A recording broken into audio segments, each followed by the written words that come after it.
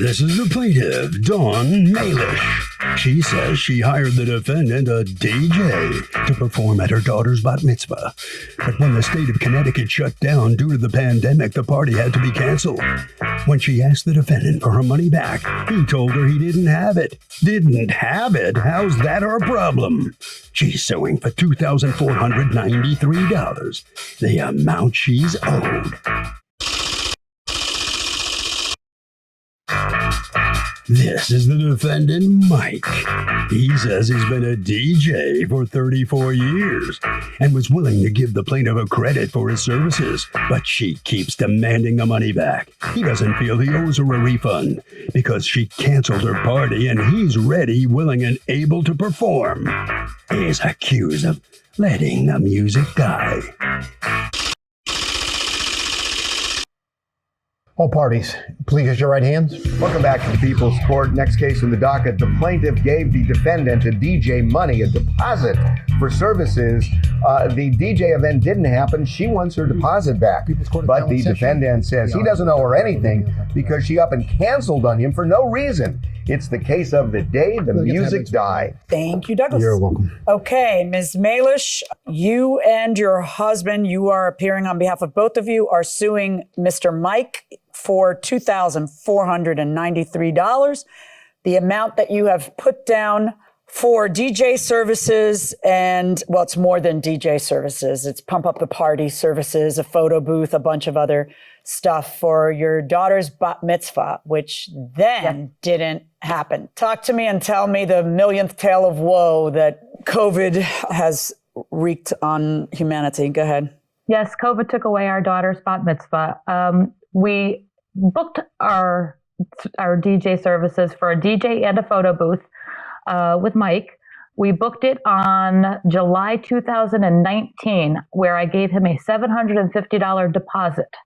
Then on March 11th, 3 weeks prior to our bat mitzvah, our daughter's bat mitzvah, on March 11th, we met with him and I handed him the balance of the check. And what was the day the party was supposed to be?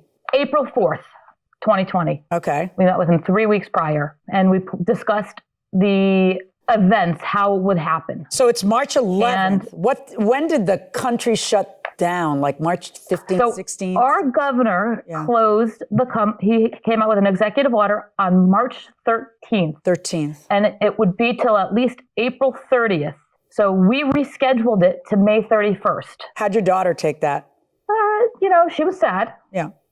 It was kind of emotional. She spent many years practicing leading up to this. I spent a lot of money leading up to this event. You get a date.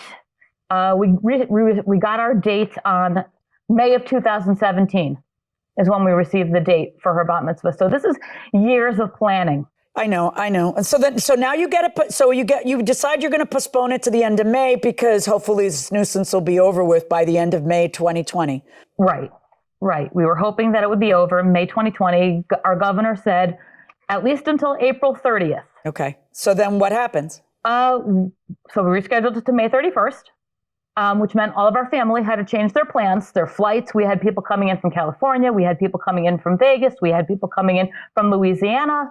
And there were tons of travel restrictions at that point in time. So we had them do that.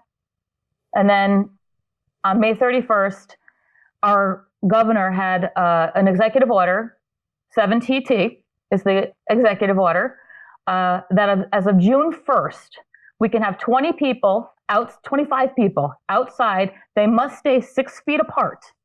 And no dancing? Is that the one where he said? And no dancing, no contact. I love the governors who say, and no dancing, because I want to know, like, if the spirit moves me and I can't help it, is someone going to do something to me? Like, if I just, sometimes I just can't help it. Like, I get it. I understand. No dance floors, nothing to try to attract people to be moshing. I understand it. But by the way, that's the day after your scheduled day of your bat mitzvah. Before that, which is the one that was in effect? No, nothing was allowed to happen. Our state was not open yet. All right. Talk to me, Mr. Mike. Tell me your thoughts on Your Honor, this. It's not my fault. Wait, I'll do it. It's not my fault, Judge. I didn't cause a pandemic. My business suffered. This is a terrible place to be when you're, a service provider, a venue, a party party planner, a DJ, a band, a caterer, because you guys got slaughtered. So talk to me. Your Honor, it's a pleasure to meet you. Thank you for taking my time. This case, the wedding and special events industry was decimated, of course. The bottom line that I have here today is that Dawn wants a contract to be one way. Now, the key thing here is I gave her 100% credit of all of the funds for her and Mr. Malish to use at any time without expiration. The state of Connecticut was shut down, but we were actually working as of July 4th. I had weddings and bar and bat mitzvahs the entire summer. We had to displace over 100 of our clients and move them. But the thing is, the clients moved. Now, according to my contract, I don't have to do this. Our contract states very simply that if you cancel on us 30 days prior to the event, 100% of the funds are due to our company. I didn't ask for the termination fee. I didn't ask for the penalty clauses.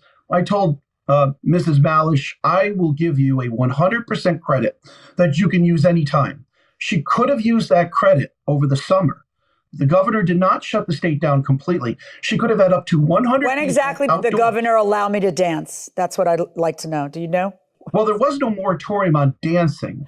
Well, if you have to be 6 feet apart and there can't be a dance floor, kind of is, but go ahead. It is ridiculous. Okay, but how many people were supposed to be at this party?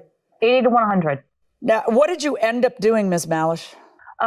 On April 4th, we had 10 people in our backyard. She had a lovely service. We spaced everybody out 10 feet apart. Then the party was supposed to be at the end of May. Did you just decide we're not doing it? We canceled it because a lot of the states still had travel restrictions at that point in time. Are you going to do a party at all? Or did you decide the time? She's 15 now. So at no point did you decide you wanted to do a party. I'm a big believer in taking back what life takes away from you. I'm one of the organizers of a prom a year into college because I had two 2020 kids, a college graduate and a high school graduate that didn't graduate. Well, they graduated, but the idea that I would get ripped off of this double graduation month that was supposed, I just couldn't stand it. So I'm with those customers of yours that said, I'll be darned if you're going to take away my kid's party or my kid's prom or what. But that's because I was able, with the aid of some amazing people, including my kid's high school, was very cooperative. They ended up having a graduation the next year. And a parent ended up doing a faux prom. It was awesome because these kids were already in college. They didn't have to follow any rules. They were, we're going to gloss over that part. And I got to be at the prom. It was at my friend's house. It was amazing. So I'm the kind of person who says, we're going to do this and we're going to do this later. But that has nothing to do with the law. You have a contract and the contract says certain things. But the contract, okay, when it says the deposit's non-refundable, is intended for those circumstances when she changes her mind and says, we've decided we're not doing a bar mitzvah for no reason, whatever. Or we've decided we want to hire a different DJ. We don't like you anymore. There are penalties in place for that. There are deposits that are non-refundable, and there are consequences for that. The problem that you have in this particular case, and the problem that your industry has in these lawsuits, is that there is an impossibility of performance. That is the legal premise that is controlling the interpretation of who gives who money back or whether any money has to go back. You can't perform at what you were hired to perform at because the venue won't have the party. She can't have the party. Well, the idea was that on April 4th, you would play at a certain venue. You would be there and there would be 100 people and there would be a certain party. Through no fault of hers or yours, that can't happen. It is a global pandemic that stops each of you of being able to carry out the contract. So you don't want to be punished, but you want me to punish her as though she had just changed her mind. And what it really does is it puts everybody in the position you were in before the contract. And it says, okay, this contract cannot be performed. Everybody pick up your marbles and go home. And she's right. And because of that, I'm sorry. And I know that your industry has taken an awful hit, and I feel for you. It's sad, but it's the way the cookie's going to crumble in this and so many of these COVID cases. My verdict in this case is for the plaintiff. Good luck to all of you. Well, the judge has just given a very clear explanation on why the defendant, Mike, has to give the money back to the plaintiff. Mike, you heard the judge. What do you think? Well, of course, I don't agree with it. And I also would have to say that if a pandemic negates all contracts, it can't be universal to the special events industry, meaning all contracts would be null and void if the original client wanted to break them. I mean, a contract should not be a one-way document that only serves one party when they feel wronged or they feel that they want to walk away from that contract. It was straight, it was forward, but apparently the pandemic overrules that. Ms. Malish, I'm sure you feel better about it than he does. How do you feel? Oh, we're very happy. Justice was served today. He was the only one who did not refund our money. My daughter was really sad and disappointed that we weren't able to have what she planned for. All right, Harvey, another example of how the pandemic has, invaded so many things that have gone on here in this country. What do you think about this? So, Doug, really at the heart of this is COVID. I mean, we have been talking about this for a while now, but the courts are still trying to work out when, if at all, COVID becomes an act of God, allowing people to end a contract and then put them back in the position they were in before they signed that deal. So the courts are split on all of this, and I don't think you're going to be able to find a lot of consistency until things work themselves out in chambers or in the actual courtroom. Marilyn, what's the one song that always gets you pumped up or cheers you up?